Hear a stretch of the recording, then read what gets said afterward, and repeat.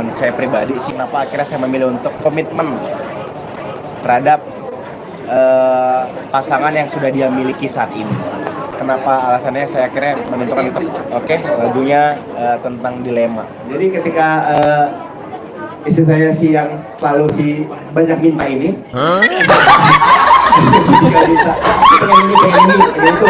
Jadi lebih mudah untuk mengakomodirnya gitu.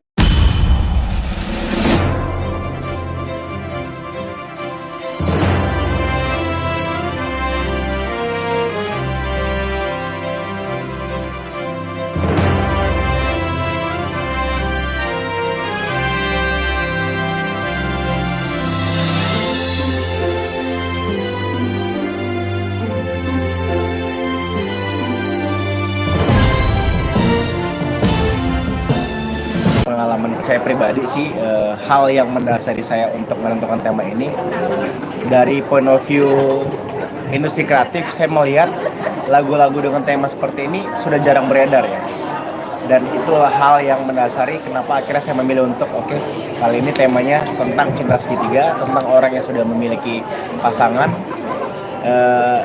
namun di tengah perjalanan ya ada kerikil kecil lah, dimana seseorang ini mulai menaruh perhatian, mulai menaruh perasaan dengan orang yang hampir setiap hari bareng sama si penyanyi ini di setiap aktivitasnya. Namun pada akhirnya orang tersebut menentukan dan memutuskan untuk berkomitmen terhadap pasangan yang sudah dia miliki saat ini. Dan bisa dibilang sudah jarang ada ya saya lagu itu ya. Kalau cerita ya udah lama banget untuk saat ini ya. Jadi ya itulah kenapa alasannya saya akhirnya menentukan untuk lagunya tentang dilema. Notasi itu selalu istri saya yang bikin. Jadi kebetulan istri saya buat notasi terus kirim ke saya, terus ayo kak kita bikin lagu bareng tapi bantuin aku bikin lirik ya gitu. Terus pada akhirnya saya coba kulik-kulik dan akhirnya menentukan tema tentang lagu dilema ini, tentang lagu cinta segitiga ini. Hal yang pertama saya tulis itu di bagian ref justru, di bagian chorus. Dan itu langsung saya share ke istri saya, sayang kakak udah bikin nih, jadi nih refnya. Coba kamu nyanyiin, kamu bacain. Begitu dia bacain, istri saya langsung nembak begini, pengalaman kakak ya? Ya. Kita juga setiap kali bikin lagu, karena memang kita juga masih belajar gitu, jadi kayak kita selalu mendengarkan ke beberapa orang supaya bagaimana minta pendapat gimana ya menurut mana orangnya kecil deh. Jadi waktu pas begitu kakak bikin lagu sharing, itu ya. selalu di sharing, brainstorm ya? Iya, sama beberapa orang, kayak contohnya sama Kak Adi gimana ya ini Kakak Bila sih waktu itu, Adi bagaimana menurut Kak Adi, terus terkait notasi, lirik dan lain sebagainya. Jadi selalu nanya, bahkan ada beberapa pendapat juga kayaknya oke nggak ya Lesti menyanyikan lirik yang agak lumayan berseberangan gitu dengan lumayan berani gitu. Lumayan berani gitu, tapi akhirnya berdiskusi lagi dengan tim dari label, bilang ya nggak apa-apa karena kan ini industri dan ini juga karya dan bukan bermaksud untuk menormalisasikan hal tersebut, tetapi lebih ke menceritakan bahwa perjalanan hidup seseorang tuh ada yang seperti ini loh kisah cintanya gitu, lebih ke situ sih. Dan itu sebetulnya manusiawi, tapi justru poin plusnya adalah si orang ini justru tidak terpengaruh dan akhirnya menutup perasaannya dalam-dalam dan akhirnya memilih pasangan yang memang sudah dia pilih sebelumnya.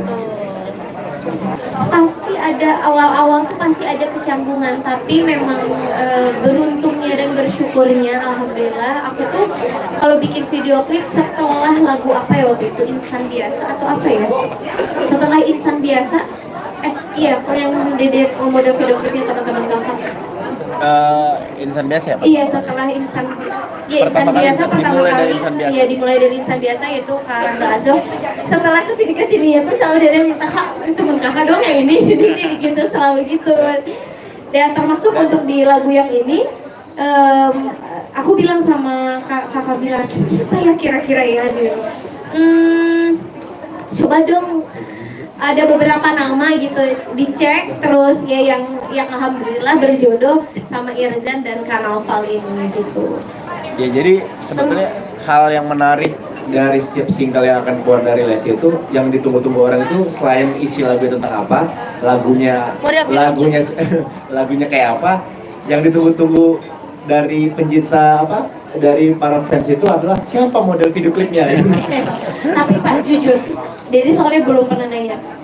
Menurut Bapak gimana Pak? Bapak suka kadang kesel nggak? Kok sih maunya banyak sih video klip yang modelnya ini?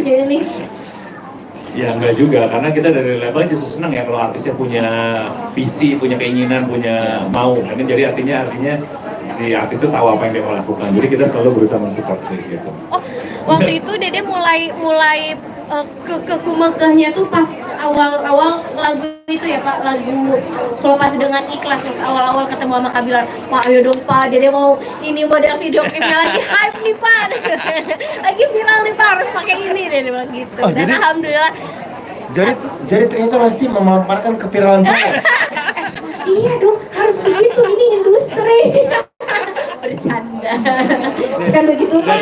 Dan kalau saya silakan.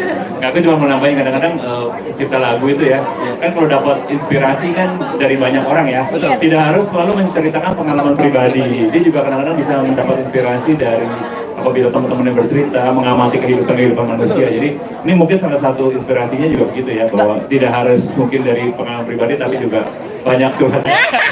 Saat membuat lagu ketika menceritakan pengalaman pribadinya itu biasanya lebih mampu terdeliver dengan baik Pak. Iya, Biasanya sebegitu. karena beliau sendiri yang Merasakan merasakan langsung. gitu, pasti otomatis lirik-liriknya gitu. Oh iya, gue pernah ngerasain kayak gini. Iya, dan kembali lagi ke apa tadi poin video klip. Kita tuh terutama saya selalu bersyukur karena memang berangkatnya dari pemain sinetron ya. Jadi untuk menggayat beberapa teman-teman artis sebagai model video klip, jadi aksesnya itu lebih mudah gitu. Jadi ketika istri saya sih yang selalu si banyak minta ini, aku pengen ini kayak gitu. Jadi lebih mudah cara akomodirnya gitu. Alhamdulillah sejauh ini.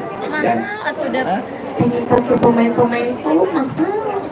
Selama ini menurut aku selagi memang partner hidup kita bisa menjadi partner bekerja kita di industri, kenapa enggak gitu. Dan menurut aku kakak Bilar juga mampu gitu, walaupun musik dangdut ini menurut kakak mungkin berasa awam gitu, tapi ternyata setelah dicoba dari lagu yang sebelumnya alhamdulillah juga cukup berhasil gitu. Dan dari situ Dede diskusi sama tim label, boleh nggak ada beberapa lagu lagi yang dibikin oleh aku, nggak apa-apa, justru malah disupport gitu, malah dikasih wadah terus gitu. Jadi menurut aku ya kenapa enggak sih untuk bisa terus berkarya bareng-bareng di industri musik dangdut gitu. Seru kan dangdut? seru banget. Meskipun saya tuh sempat ada rasa pasti ya, ada rasa skeptis, terus mengunderestimate diri sendiri. Tapi syukur saya punya istri saya yang selalu menjadi support system ya. Ketika saya merasa desperate, istri saya yang selalu mengatakan bahwa ayo kakak bisa kok, jangan sampai kalah gitu. Terus ada yang momen lucu itu, kalau saya kan bikin lagu pop ya, dan saya tuh punya satu role model itu Mas Yofi ya. Istri saya sambil bilang begini, kakak harus bangga, Mas Yofi belum pernah bikin lagu dangdut ya. Tapi kan gak pernah. karena kakak tuh suka banget sama Om Yofi. Nanti mudah-mudahan ya kakak bisa Berkolaborasi. kolaborasi ketemu ya. Masa lalu biarlah berlalu, yang penting jadi karyanya bagus, disukain oleh orang banyak, udah. Terlepas cerita hidupnya itu perjalanan hidupnya dia. Karena Dedi nggak suka dikorek perjalanan hidup Dedi di masa lalu. Cia. Cuma tetap ya, kamu pas mau rilis lagu ini tetap amit-amit dulu ya. Amit-amit tuh sudah bizalik. Karena kamu nyanyiin loh. Iya, karena Dedi yang nyanyiin tiba-tiba Dedi suka sama siapa. Relax. Dedi tuh lagi suka sama pemain bola Pak, Soboslai, Dominic, aduh love banget dah. Dan memang kan cerita ini apa dia paham bahwa perasaan yang dia taruh terhadap orang lain itu, orang terdekat itu tidak, perasaannya tidak mungkin terjadi sebetulnya. Makanya dia itu akhirnya kubur dalam-dalam. Termasuk istri saya yang selama ini berhalusinasi bisa berpasang sama Sobos lah ya. Tapi itu seperti tunggu merindukan bulan gitu. Masa kata si kakak, saya Sobos Live menganggap kamu ada di dunia ini aja, enggak. Dia nggak tahu ada aku di sini gitu. Jadi nggak bisa gantangan dari Saliman kan digantiin tuh jadi pemainnya yang Saliman ada Ya kan memang secara aturannya juga memang tidak boleh tanpa diucapkan pun udah paham gitu, dan memang udah disiapkan dengan baik gimana caranya supaya enggak touchy gitu ya, diminimalisir lah gitu. Sebenarnya nyolong aja sih kalau ini ya kadang-kadang. Jadi sama Izin Zan peluk ya diam ya gitu. Bercanda. Ya meskipun ya kan saya bisa dibilang sebagai konseptor juga, bersama dengan tim juga, kita tuh selalu berusaha untuk memilih talent yang mampu menerjemahkan storyline yang kita ingin gitu, dan syukurnya mereka semua mampu menjawab tantangan tersebut. Dan tetap meskipun kita di industri kreatif, tapi karena istri saya sebagai model, saya selalu menaruh batasan-batasan juga, termasuk bagaimana physical touch gitu-gitu. Dan syukurnya beberapa pemain mengerti, beberapa talent mengerti, bahkan ada kayak Irzan kemarin, yang dalam case Irzan itu Irzan sendiri yang agak takut, justru Kak biar aku gimana Kak? Dia sampai minta saran ke saya, Kak, saya minta Irzan untuk melakukan pegangan tangan. Bahkan Irzannya sampai gemeter Pak. Udah Irzan, anggap saya di sini nggak ada gitu. Ini tuh di Sinta ini, Les itu istri kamu gitu. Jadi ya bagaimana kamu memperlakukan istri kamu aja Irzan gitu. Udah anggap aja saya lagi di rumah. Dan akhirnya seperti yang tadi kita lihat, Irzan mampu membawakan bisa memerankan dengan baik, dan bahkan penonton tadi nggak sadar bahwa Irzan sebetulnya mencium tangannya sendiri. Iya.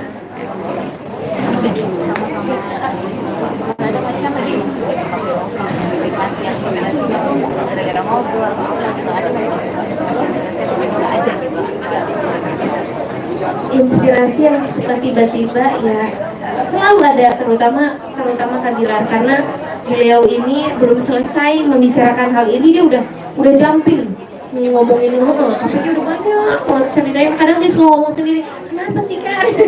Tapi seru gitu, maksudnya justru menurut aku